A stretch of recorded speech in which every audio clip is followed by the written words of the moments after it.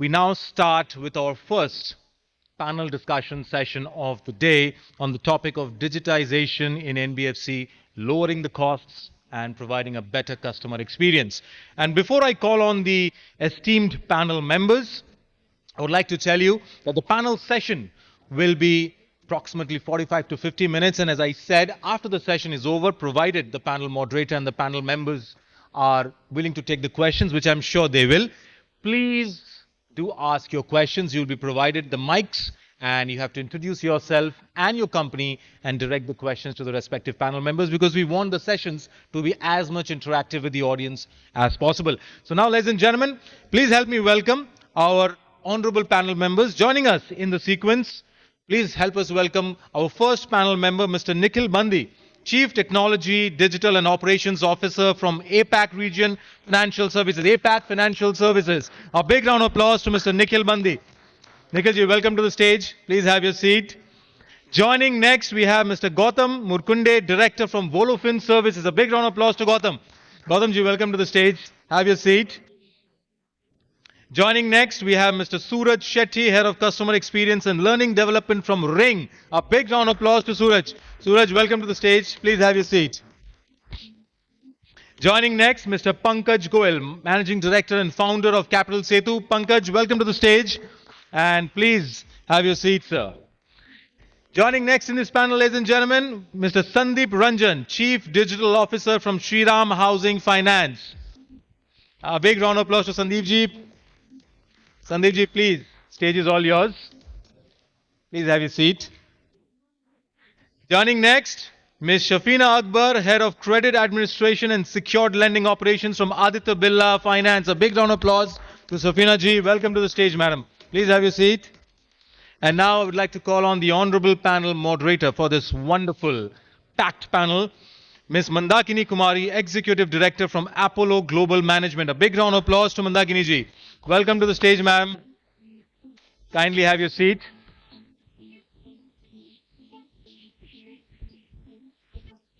So Mandakini ji, all over to you, and looking forward to a great session.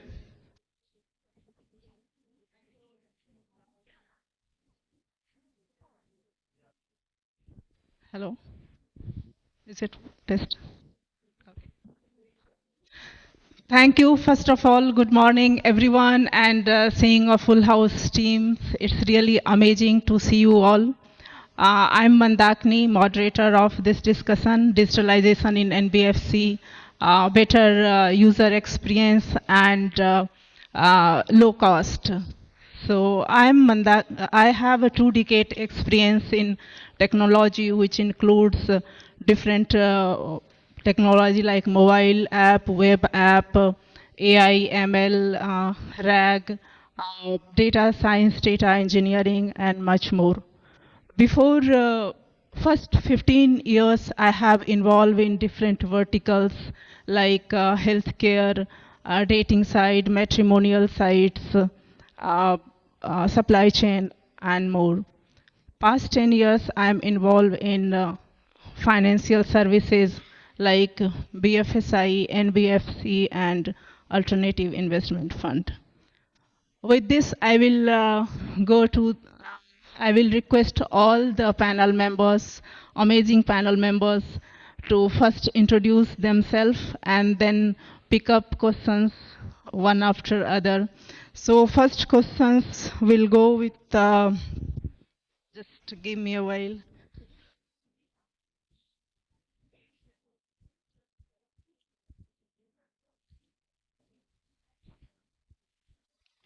Yeah. So Nikhil, first question goes to Nikhil. How digital transformation changing to NBFC industry?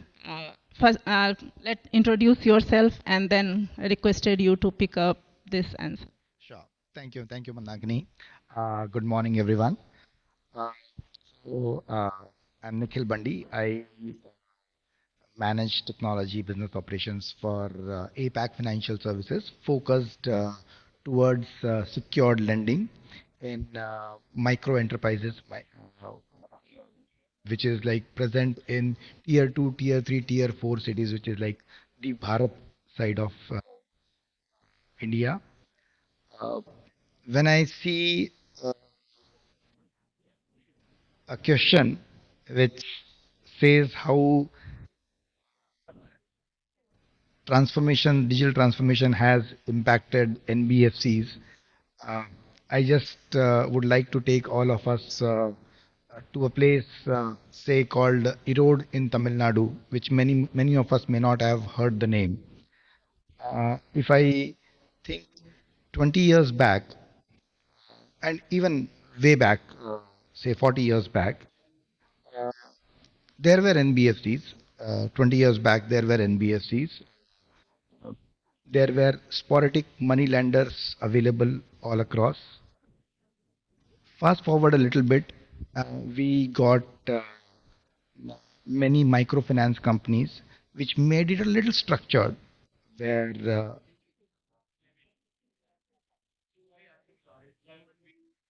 Have our honorable panel member here, Mr. Sumit Sharma ji. So Sumit ji, so sorry that we missed out. Can we have a big round of applause to Mr. Sumit Sharma, founder and director from Radian Finserv, joining the panel. And please continue. Sumit ji, thank you so much. No worries. I thank just you, thought and I was just thinking that Sumit must have decided to change the panel. So, welcome. So, we just if we think how the NBFC as an industry changed, there was some structure which was brought in place, standardization of how the data for the group loans or the individual loans gets captured. This data gets processed not in those sporadic places by money lenders, but some institutions which do process them centrally. Fast forward just few years back when we had a lot of rule engines which came in picture, converted this process of money lending from few days to possibly a couple of days, then there to few hours, and now lending as a service is almost commoditized. Any one of us, I think, the way it was mentioned that people who are under 30 years of age, they have taken 4, 5, 6 loans because they are all having a habit of instant loans. And this is the kind of transformation which has come into NBFCs. Earlier, loans were given basis the thought that does the person has the ability to repay the loan. We, with the digital transformation and innovativeness in the business side, we have added that additional leg of does the person have an intention to pay back the loan. So giving a loan is one part, checking the ability, and then checking the intention that will the individual or the organization be able to repay the loan. So there's a lot of change which has happened. Earlier, UPI, we just heard about the ULI, which is announced by the finance ministry or governor, saying that we will have ULI, which is going to transform the way the lending institution works. And I'm saying that there's a lot to see with a ULI and NBFCs being a part. I'm sure many of you have read in the newspaper that NBFCs are going to be part of the ULI system. We see that there's a huge transformation which is. Thank you. Thanks for insightful thought, Nikhil. Moving to next, Mr. Gautam. How real-time status tracking and report on request acceptance approval helping to NBFC? What's your thought on that? Thanks, ma'am. So first of all, let me introduce myself. I'm Gautam Murkunde. I'm the director of VoloFin in India. So we are a cross-border trade finance factoring fintech company headquartered in Singapore, having operations in US and in Mumbai. Most of the operations are in India only. So we have offices in India, in Delhi, Mumbai, Ahmedabad, in these regions.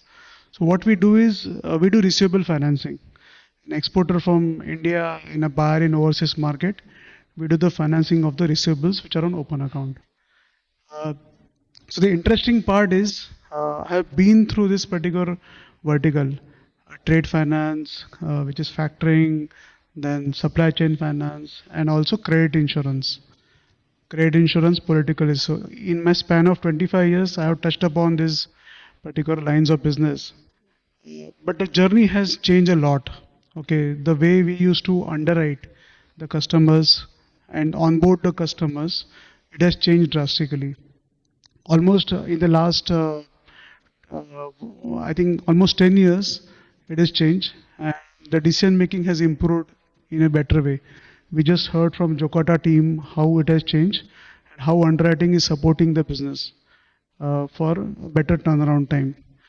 On the particular question that is raised, uh, one of the important aspects in lending, be it a traditional or a digital, the main difference is how you monitor your book. Okay, how do you monitor? How do you do the reporting? This is a very important aspect. So we have seen the both the worlds, in the traditional and in the recent digitized world. So digitize, it is literally improving a lot. So let's say monitors like obligor risk exposures, country risk exposures, industry sector risk exposures are mapped in the system. So there is no scope for error in the system. Now we also focus a lot on a per invoice wise transaction. Okay, we handle thousands of invoice in a month. Now it is practically difficult without having a digital support to track these invoices. What is the invoice status? Are the invoices overdue? Are they paid on time? Now these all things are really helpful when we look at a digitized world, wherein this early warning signals, alerts, reminders, we can set in the system. So it has really improved in that way also. As a fintech company, as a platform, we work with our co-lenders in the global market, not only in India, also from Singapore, HK, and USA. Now, when we work with a co-lenders, the important aspect is what are the parameters of the co-lenders, because each co-lender has a different requirement, different parameters.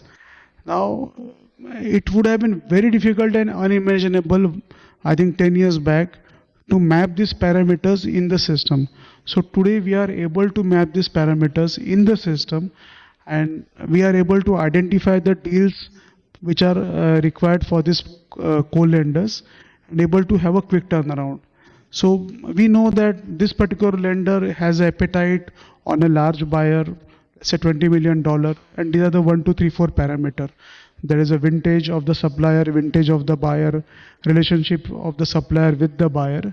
So we all know all these things. Parameters are fed into the system, and we are able to have a smoother journey. So yes, it is really helping since we have experienced both the worlds. Thank you. Thanks, Gautam.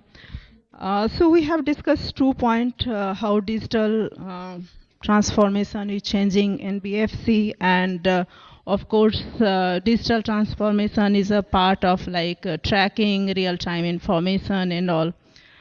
Next, Mr. Suraj, how this digital transformation, customer onboarding and onboarding with AI will impact NBFC? Thank you, Mandakini, for the question. To introduce myself, I'm Suraj Shetty. I had customer experience and learning and development for 𝐃𝐤𝐿. 𝐃𝐤𝐿 are fintech platforms. We provide personal loans digitally. And also there are different products like loan against property, etc. that we provide. So coming to onboarding of customers with AI, I would say it is at a very nascent stage. People are currently companies are testing waters with AI, especially the financial sector.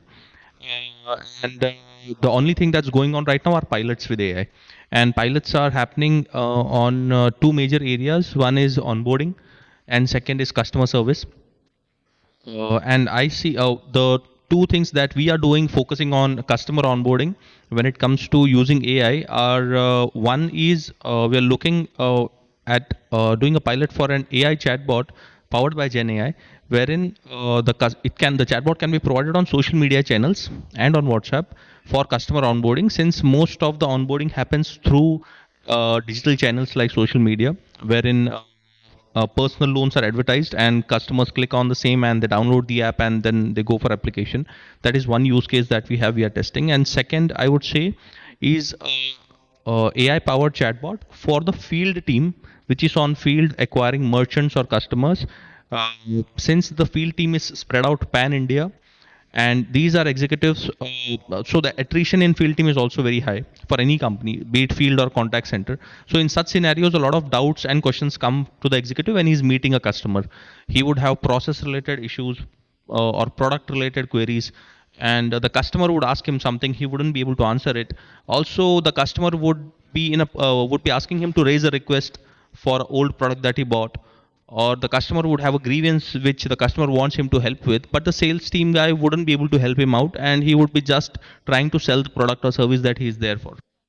So this AI chatbot helps the sales team, especially to raise any queries or grievances for the customer, raise a request on behalf of the customer, as well as get answers to the queries that he himself has with respect to the product, process, timeline, stats for any activity. So these are the two use cases that we are looking for, because when you assess the sales team, automatically the customer is assisted and the onboarding becomes smoother, because if the sales team is educated well and they have the right hand holding, then the customer support is also properly done. Otherwise the customer gets pissed off when the sales team is not properly trained or educated, and no matter how much training you do, if there is attrition in the field, there is very limited that can be done to polish the knowledge of the executive. So it's necessary to have AI solutions which can help the team on ground. These are the two use cases. Very true and insightful information, Suraj. Pankaj, can you give your thought on transforming digital customer onboarding with AI? Yeah, thanks, Synex team, for having me here, and good morning, everyone. So, myself, Pankaj Goel, founder of CapitalSetu. CapitalSetu is a trade finance marketplace where we work with almost 60 different financial institutions to enable trade financing for small to mid-sized corporates. So, Mandakini, honestly speaking, about customer onboarding journey is a very thoughtful process, because if I divide it into two parts, one is on the personal lending side and another is on the business lending side. So, and we see that while speaking about personal lending side, there are, certain limited variables, to analyze. And while speaking about business lending side, you have to assess so many things, and still there are too much subjectivity. Though, digitizing the onboarding from the personal lending side is an aspect where salaried individuals come and share their information, but while working on the ground and on the regular feedback which we keep on receiving from the people, or feet on street teams, they keep on saying that still the business person needs certain level of hand holding, because maybe the lack of financial literacy, maybe the lack of onboarding journeys.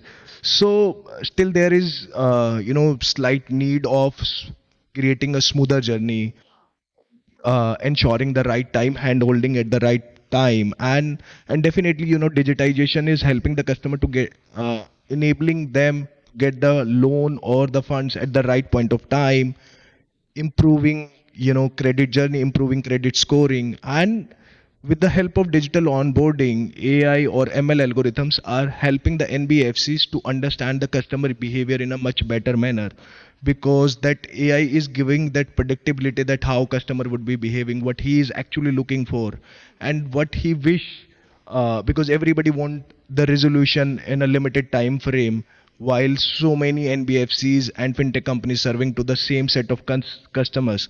So one is definitely ROI is one of the metrics, but apart from the ROI, the type of product, like why we started supply chain financing, because I used to hear regularly from the people that they do not need a loan. Few of the corporate, they need a facility so that whenever they wish to buy a product in their seasonal time or the cyclical time, they'll be able to buy the product and able to deposit the money in a particular time frame, so that they will be able to save money on additional interest cost, and they will be able to increase the business without impacting their balance sheet or without impacting the borrowings.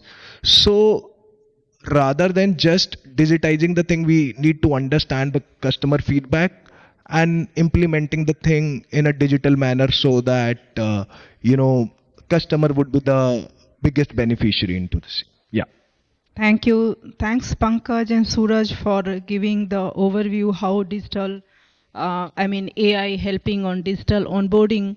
Uh, Even I echo with both of your voice that one is you are talking chatbot, how we can automate. Second, you are talking how credit and risk, especially in case of if we are going small, like microfinance, as you mentioned, supply chain. So if ticket size is small, then velocity is high. And AI can help a lot on rating, like we should optimize the ticket size, optimize the time to onboard the customer. So that's the really great. And in fact, I have worked in Equitas or some other organization where we have heavily used AI ML for are defining the rating and credit system so that real-time onboarding can happen as much as possible. So thank you, thanks for both of you insight. Next, I will go with Sumit. So using digital technology to build and retain customer confidence, which is a critical things. Customer confidence is a key where you have to retain your customers. So what is your thought on that, Sumit? Sure. Thanks, Mandakini. Um, First, a bit about myself, like we are introducing. So my name is Sumit Sharma. I founded a company called Radian Finserv. This is in the field of secured lending. Started with gold lending and now do MSME, both secured and unsecured lending. Prior to this, I've spent the bulk of my career in financial services. I used to be with HSBC, where I started with them in Bombay in India, and then various places across the world, Hong Kong, London, Singapore, Jakarta, before we came back to India about 10 years ago. I also founded a microfinance company about 6 years ago, and I'm mentioning that because it would be relevant for the conversation. To the question that you've asked about customer confidence, let me put my gold lending hat on, which is what we started in Radian, and speak through that prism, if that's all right. What happens is when we gold lending is a fairly unique type of lending where you take the collateral in your possession as against leaving it with the borrower, like like it happens in any other collateral, house or vehicle or plant machinery or and so on. So in this case, the general wisdom seems to suggest that the credit risk is almost minimized because you have the collateral, and if the money doesn't come to you, you can easily sell it and recover the lender's money. But when it comes to the borrower, there's a huge amount of anxiety associated with gold, handing over the gold, because not only is it a precious commodity that the borrower is handing over to the lender, but it's also that very often we Indians have a special relationship with gold, where we value it, there is sentimental attachment to it, and so on and so forth.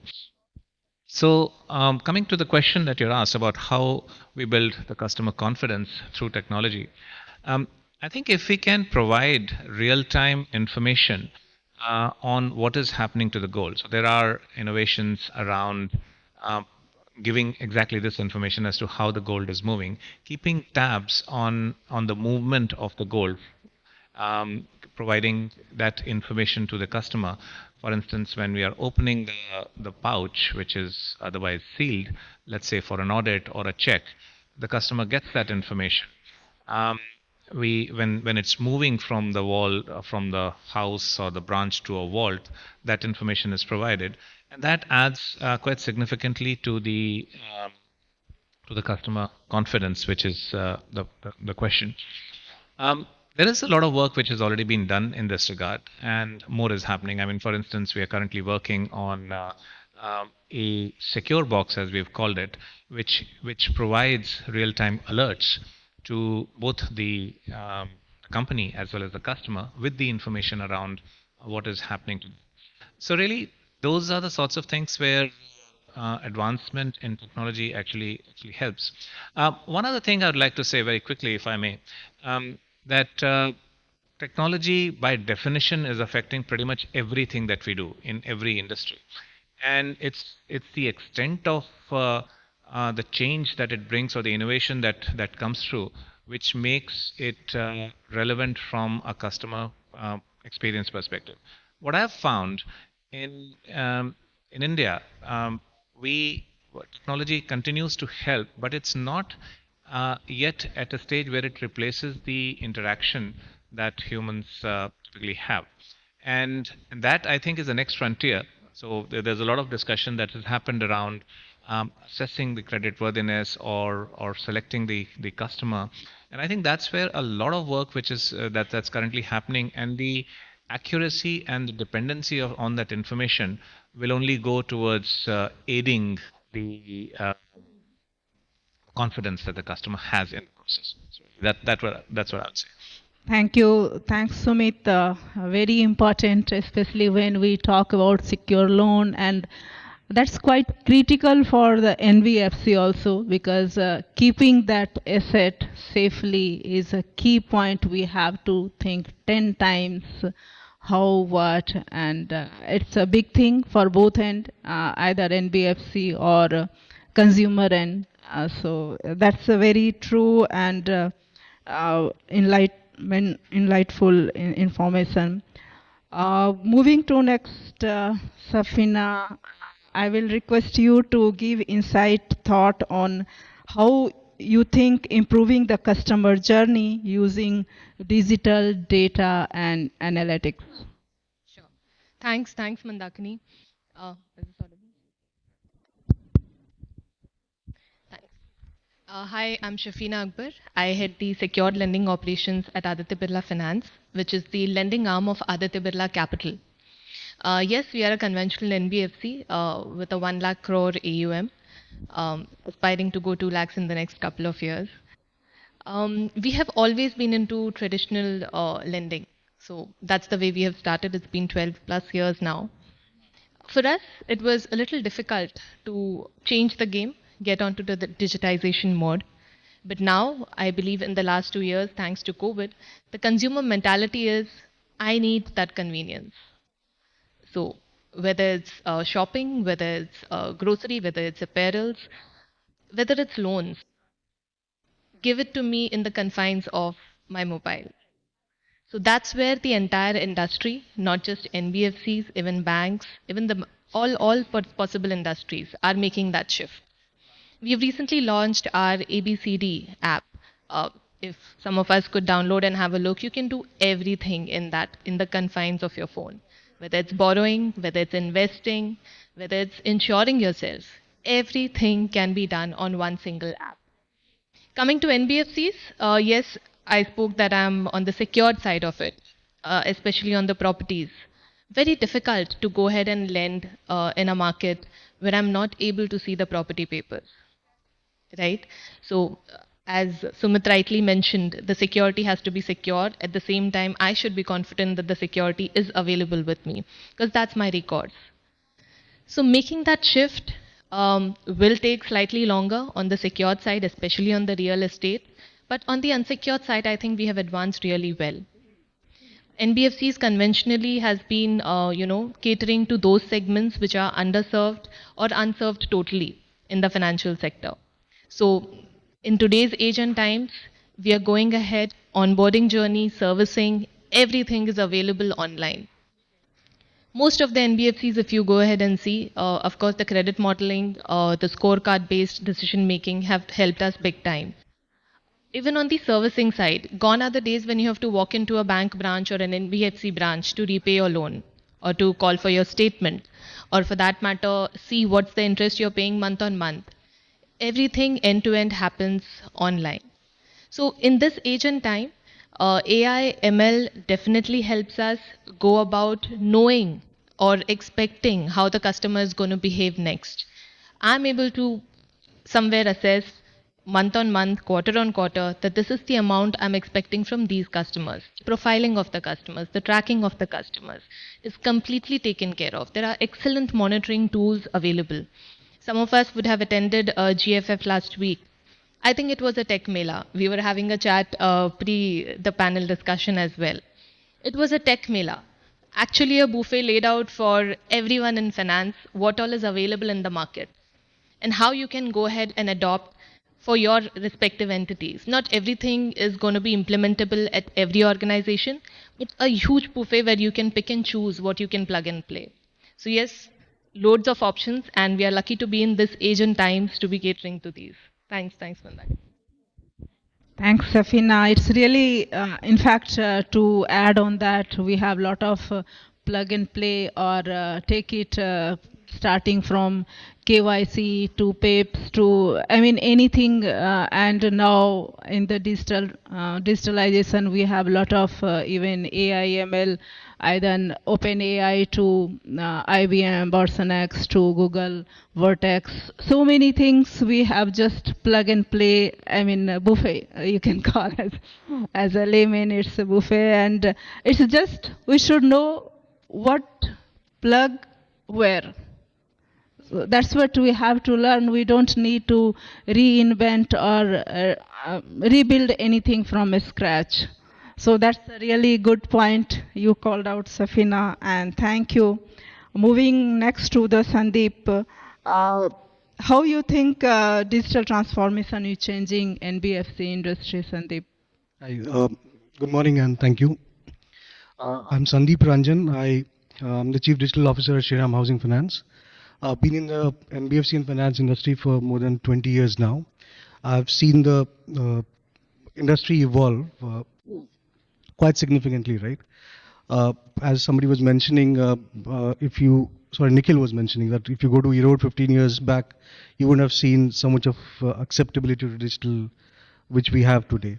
So digital transformation has impacted NBFC hugely, right? I mean, all of us in all our organizations now are moving towards digital, and that's the way of life that's going to be. In my view, whenever I say about digitization, there are 4 pillars to it, and one is people, the second is process, technology, and the governance around it. Right? When I say governance, it's also the environment that we live in. The most difficult in digitization is people and process. Technology has evolved. Whatever you want to do with technology, it's available with you. You could, for example, doing a whole onboarding journey through integrations, APIs, etc., through AI, ML, chat, bots, whatever you name it, you'll be able to plug it into your platform, and whichever platform you're using, you should be able to plug it. However, if you are able to change the process, which is the most difficult part of the whole digitization journey, we will be able to achieve wonders on the NBFC side. And that is where the bottleneck in digitization is right now. When I say governance, I'll give you an example, right? I was in a gold loan company some 7 years back, and we were actually digitizing the whole journey of the gold loan from tab-based, Aadhaar-based onboarding to payment, right? And that point of time, UPI was in very nascent stage, or I think it was not even launched. And we said, okay, we'll go by IMPS and we'll do an instant money transfer to customer's account. And I don't know if you remember, IMPS used to have this particular issue wherein at some times you didn't know the status of the transaction. And eventually what used to happen is, and as you rightly said, gold loan is something that is very, very, the people give a lot of importance to a gold per se. When the customer has given you gold, he would expect the money right there and then.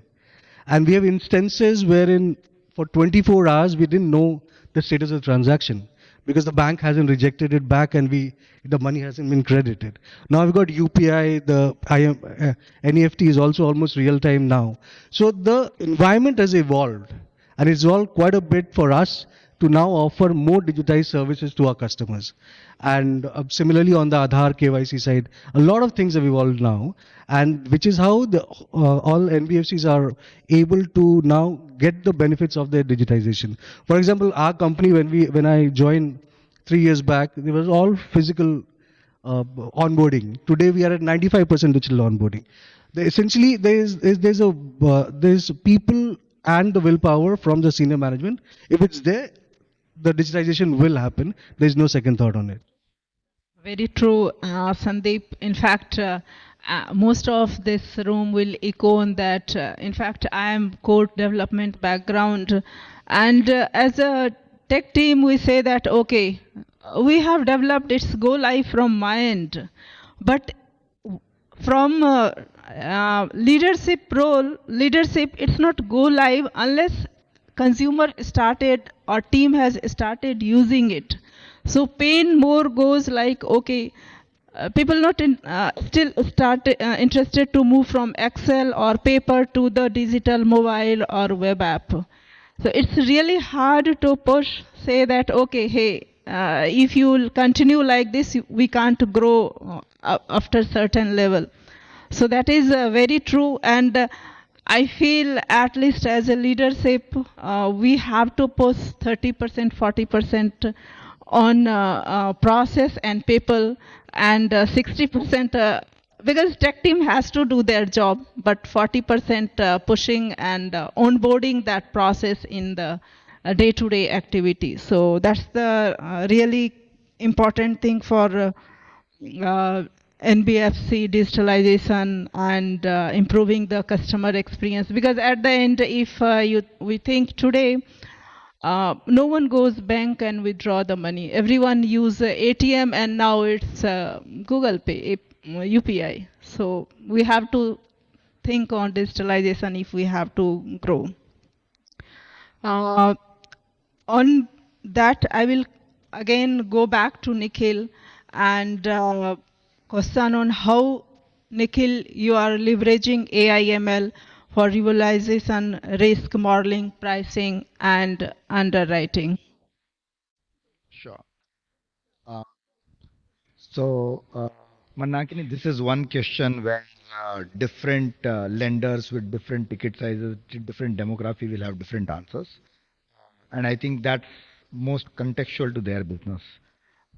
When we see leveraging AI and ML for risk underwriting, I think, as all of us know, lending money is the easiest job. Recovering the same is the most difficult one, and that's why during the lending process we do this underwriting. Uh, at all the institutions, all the financial institutions, I would say, what we do is we do collect data now, and this enriched data helps us build models for propensity for a customer to pay, build models for propensity of a customer to default basis. Sometimes this is demography, sometimes industry sector. But when we take a step back, as you were just mentioning, when we take a step back, and I was with one of the, I was in audience in one of the IBM, when IBM CEO, global CEO was addressing all of us, launching Watson. We thought Watson is the cognitive transformation which is going to just replace humans. That was our thought process then.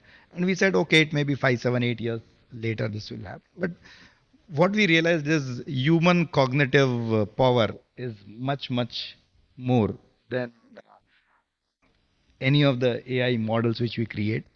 So this adds, so AI models which we create for underwriting and risk management around propensity of default, propensity of customer to pay, are still enablers and should not be core decision maker. I think many of you must have read the way the regulators have asked questions to all the lending institutions. If you are using decision making models, credit decision making models, what is the checks and balances which you have created?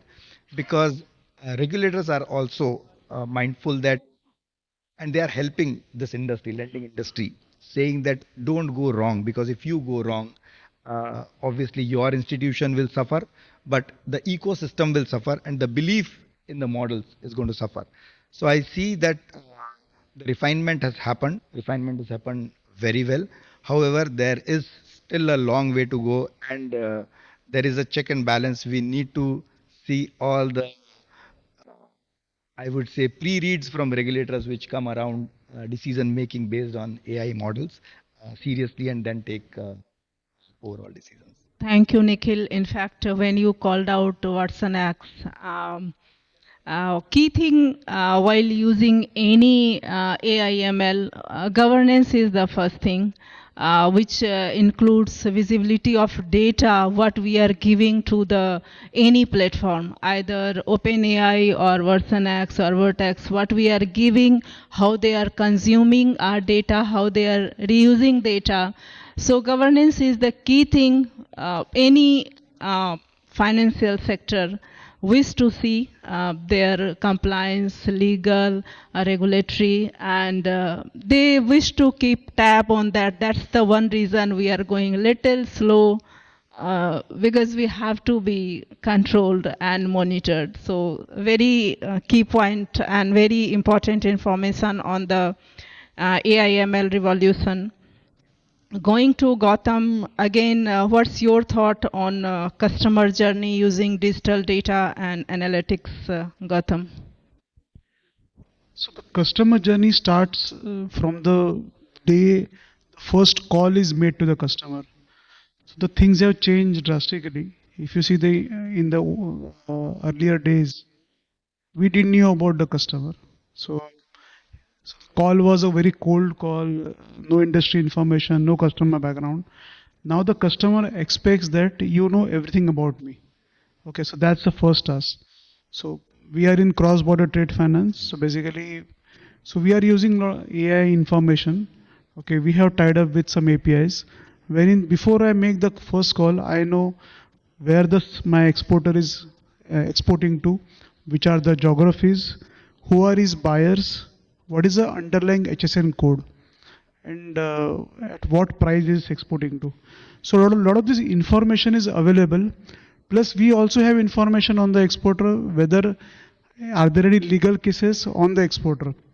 So a lot of these checks are already made, and thanks to the APIs that we have, which are connected to our platform, we are able to identify. So what happens is we try to avoid, we filter a lot of data. So once we make a first call, we are at least 80% sure that we would be able to proceed ahead with the transaction. So the first call is very important, because if you make the first call to a customer who is not exporting as per my requirement, not trading as per my requirement, you are wasting your call. And out of the first call, we have seen that when you make, my sales guys make first 10 calls, we get a hit ratio of 30%. So 3 customers say, yes, we want to proceed ahead. Out of the 3 customers, we actually onboard 1 customer. So that is the ratio. So the 10% ratio, in the earlier days, if I make 100 calls, 10 customers will say, I want to go ahead. Out of that 1. So this technology is really helping in the onboarding, in the customer journey process. Now the experience of the customer starts from that day. It doesn't stop over there. So use of technology. Today we have CIBIL scores, forward disposal. We know that the customer is having a good track record. Today we have the way digital onboarding is the eKYC. We have a paperless office today. We don't have any single paper in underwriting also. So also on the KYC part of it, okay, we don't have a stamp paper in the office. So no, 100% the journey is smoother. And trust me, since we are into cross-border trade finance, we have customers across the globe. But the availability of data in India, we should be really proud of it. It is phenomenal.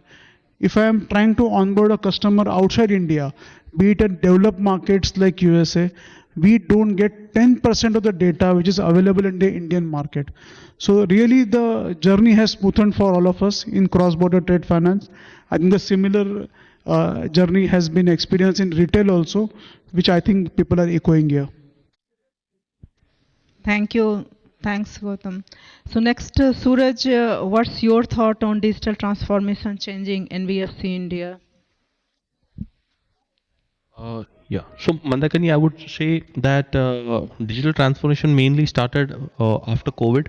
It was there previously, but after COVID, it gave a boost to digital transformation across the industry, and NBFCs were leading with fintech platforms which enable digital lending And at times of COVID, since every lender was not available with digital lending solutions, NBFCs had come forward and partnered with fintechs to provide the right solution that the customer needed.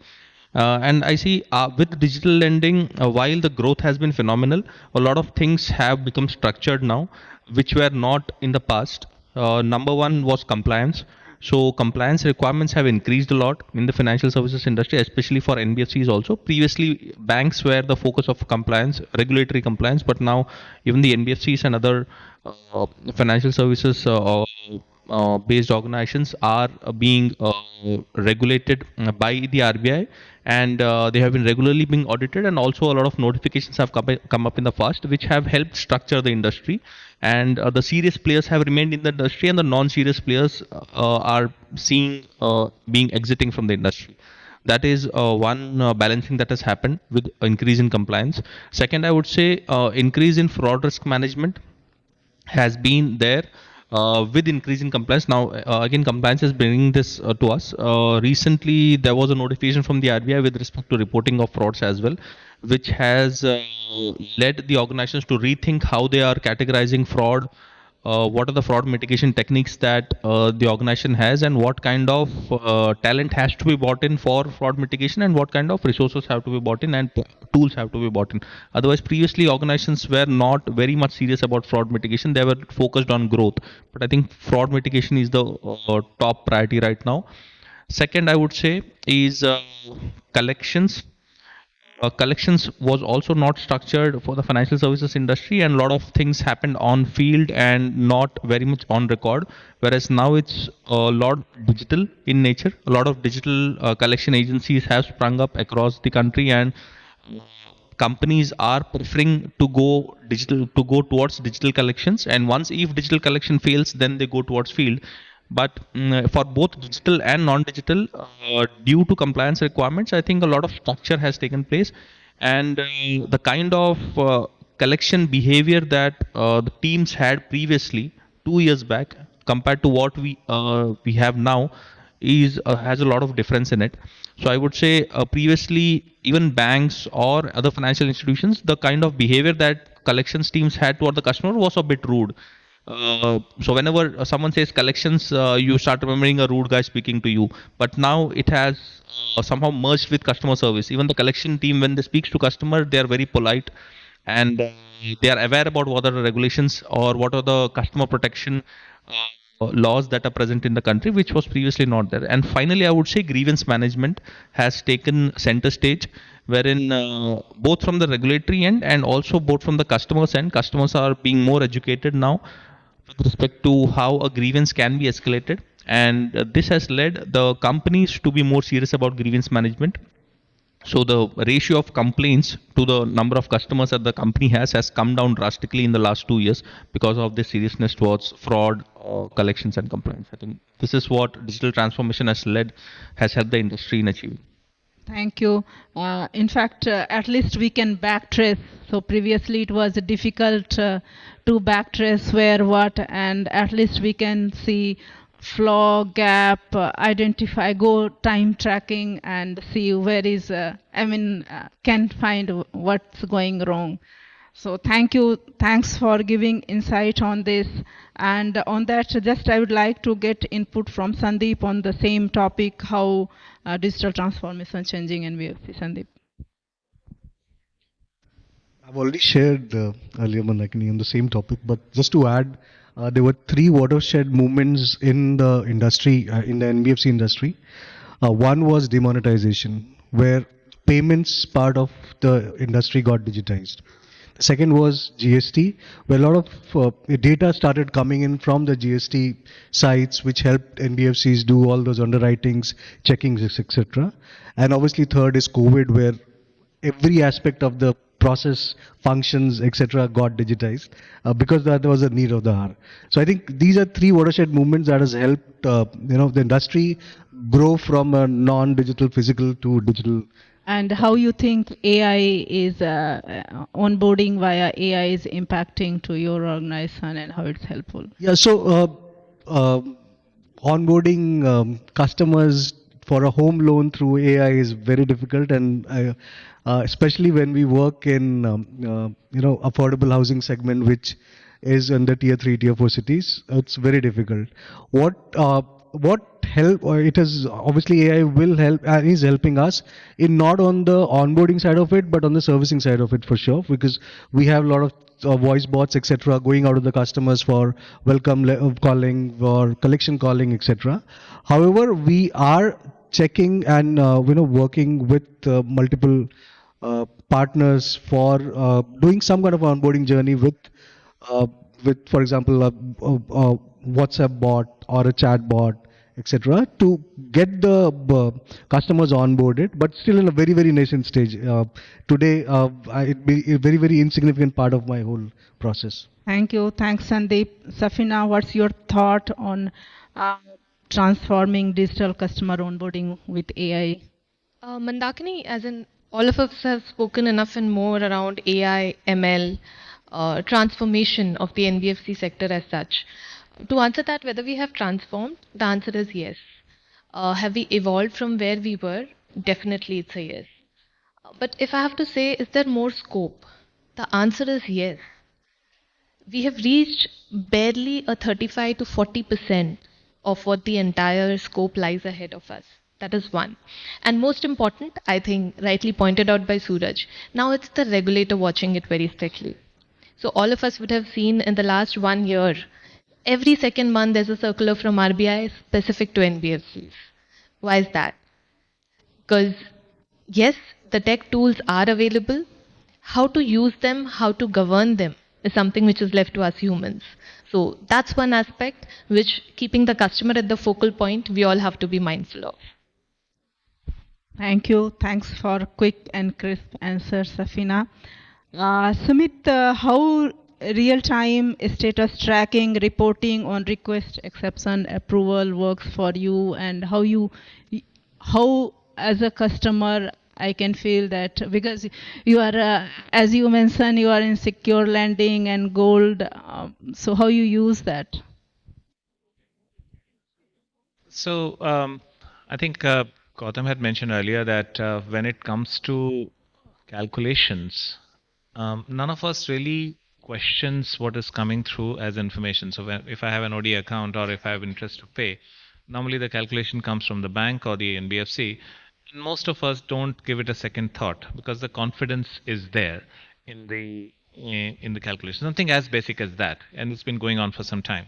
I guess the same principle would apply for other aspects too. So in the spirit of brevity, and I know that the time, etc., is flashing for us. When it if information is provided on a real-time basis, which actually helps the customer. So, for instance, gold lending again. If the gold prices move up and down, how does this impact their ability to borrow more or pay some amount that helps? Similarly, there are customer-friendly apps that provide information on beyond just the payments. There is customer education part of it, which actually builds a fair bit of confidence from a customer's perspective. So I'd really say that I don't think there is a silver bullet. A point has been made that there's lots still to do. The point's been made that we are at a stage where we continuously see more and more changes and innovation that actually help. So from my perspective, coming to your question, and in our organization, what really helps is if we are able to provide customers real-time, regular information, which actually is of use to them.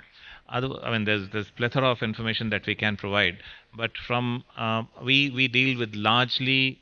I mean, if you look at the pyramid of income, we are largely in the bottom half, and that's the space we operate in, where the information on their loans, delays that are happening, how it might impact them, actually is very useful. Similarly, this is also a segment which is not as well versed with the importance of keeping your credit rating and credit history sane. So those are some of the things that we are looking to do. A lot of work we do is in the financial inclusion space, so that actually provides additional benefits beyond just providing the loans. Really, that's what I would say. Could go on, but I'm conscious of time. Thank you. I think we are running short of time. That's what I can see in the Kate. So I will request either open platform for some Q&A and so I think one or two questions we can take it from the audience. Is that okay? Yep.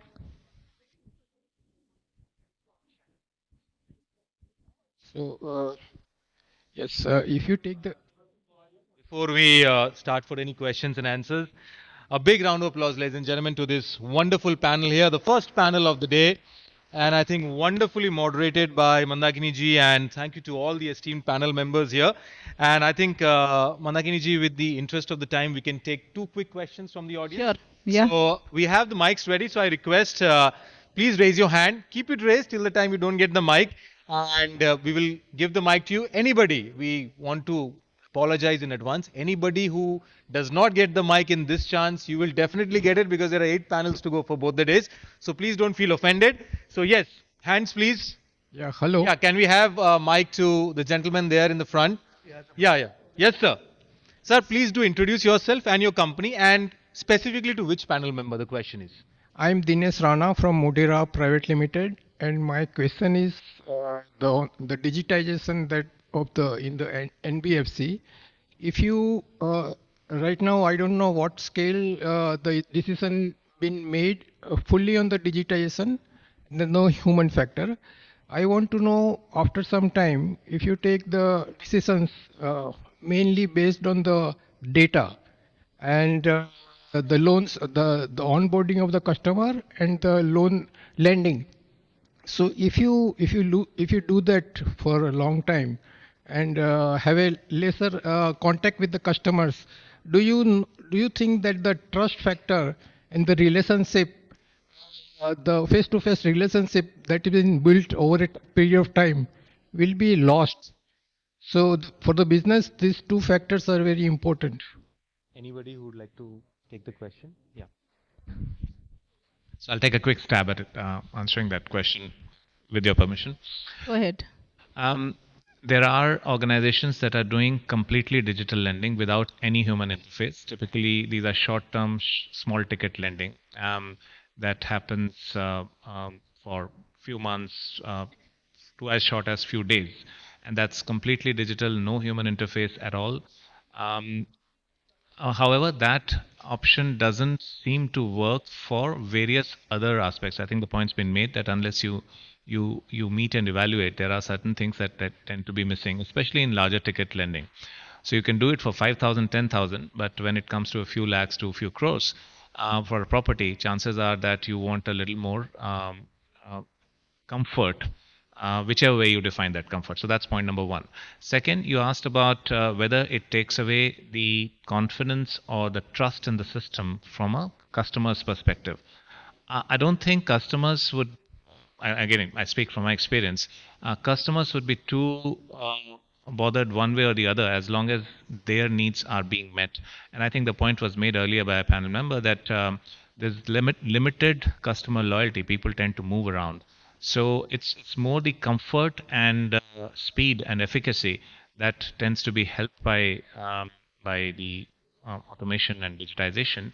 However, like I'd mentioned earlier, it's not reached a stage where it completely takes away the need for that human interface. Thank you. Thank you so much. One final quick question. Yeah, I think we have, the gentleman at the back with the question. Can we have the mic to him, please? Sir, please do keep the hand raised.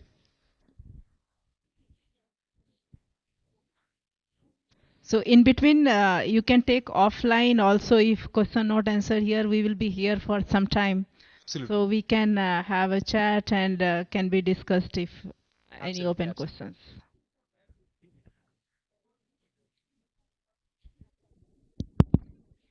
Hi, this is Pradeep from NetFM Irrigations. My question to Nikhil is because one of the point which he mentioned, and I am just elaborating on it for my questions also. In this line, when it is mentioned lower cost, digitization, everything when we started, in the industry it was started to help you. It was IT was working as a servant to the industry. Now, many a times when at a pain point you take some decisions, they give you temporary relief, but often a time they build a new problem for you. So when you mentioned demonetization and COVID, you took certain decisions and the industry made IT the master of the business. Because without IT, it was not possible during that time to run the show. Is are we heading towards a direction where we are completely ignoring the risk of taking out the natural intelligence from the system? Because now, so far, we have only worked on the operating part of it. The operations, which was the monotonous systematic jobs, have been facilitated by IT. Now, preparing proposals also to some extent, system can collate and all that. Now, when you say the final yes or no, are we ready to hand it over to artificial intelligence, or we still require the natural intelligence for it? Thank you. Nikhil? Very interesting question, and I think very close to heart of many people attending as well as sitting on this side of the panel too. Technology enabling organization, institutions to take care of mundane tasks. I think we have gone far and beyond, and we think that we clearly see the benefits. Technology impacting the human relationships as the first question I heard. Is it impacting human relations? I think in the interest of serving the mass, technology is helping that out. As mentioned, lower ticket size where the turnaround time has to be faster. Technology does help and executes. Larger ticket size, there are multiple nuances and we cannot. Coming to the point that should we take this yes or no call also based on AI based algorithms, that is contextual in higher frequency and where throughputs are required even to take yes or no calls. I think technology is enabling today and enabling it fairly well in some of the Western countries as well as for India as well. Can human dominate this AI? I think the answer is still yes. And whenever, wherever they are going to dominate, the damage is going to be much higher. And hence, I insisted on why regulators have been very conscious about it, that we should not do a yes or no with a just an algorithm which is kept there, even if it's a self-correcting algorithm. See, what we today do in AI and what even the Ethereum has done in blockchain is that there is a process of self-correcting. Even in AI, even if there is a self-correcting algorithm, one glitch can have a much larger impact. So to have a balancing act while taking the decision, in context where you have to see the pros and cons and the kind of damages, I would say we are still a long way to go to take that final call of yes, no in all the areas when it comes to financial institutions. Thank you, Nikhil. And thank you so much once again, panel members. And thank you to the audience for asking the questions. And now I would request the panel members to kindly be on stage. And I would like to call on stage Mr. 𝐃𝐚𝐿𝐤𝐿, Senior Director, Products from Jakarta, to kindly do the honors of felicitating this wonderful panel of experts here. 𝐃𝐚𝐿, thank you so much. Kindly be on stage. We'll start first with Mr. Nikhil Bandi from APAC Financial Services.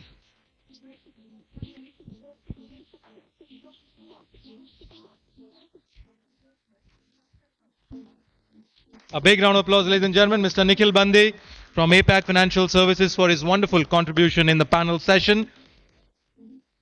Moving next to Mr. Gautam Murkunde from VoloFin Services. A big round of applause, ladies and gentlemen, to Mr. Gautam Murkunde from VoloFin Services for his wonderful contribution in the panel. Moving next to Mr. Suraj Shetty from Ring. A big round of applause, ladies and gentlemen, to Mr. Suraj Shetty for his wonderful contribution in the panel. Moving next to Mr. Pankaj Goel from CapitalSetu.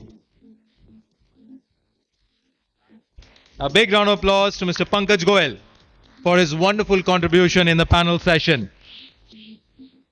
Moving next to Mr. Sumit Sharma from Radian Finserv.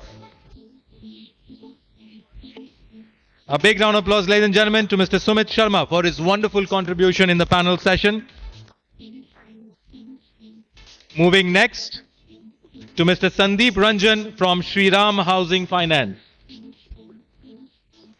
A big round of applause to Mr. Sandeep Ranjan for his wonderful contribution in the panel session. Moving next to Ms. Shafina Akbar from Aditya Birla Finance. A big round of applause to Ms. Shafina Akbar for her wonderful contribution in the panel session. And now our honorable panel moderator, Ms. Mandakini Kumari from Apollo Global Management. A big round of applause to Ms. Mandakini Kumari for wonderfully moderating the panel and for her quality insights in the session. Thank you. I would now request all the honorable panel members and the moderator to kindly come forward for a group photo. Karthikeyan ji, if you could also join them for a group photograph of the panel. Please step forward.